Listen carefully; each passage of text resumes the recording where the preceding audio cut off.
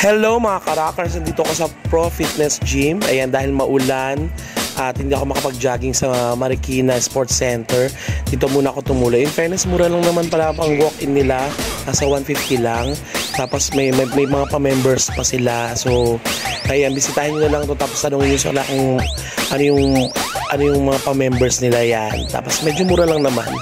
And then ayun, natuwa ako kasi nakakatuwa sa loob. Kompleto-kompleto ang gym.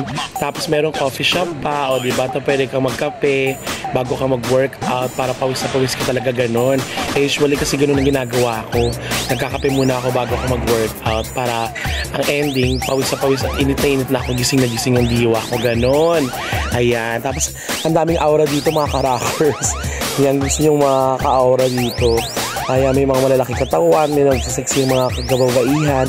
Tapos ang ganda ng nila, ng treadmill nila, ang cute, na hinuhulugan ng coins. In fairness, saka isang oras ako So, ang daming pawis nang lumabas sa akin.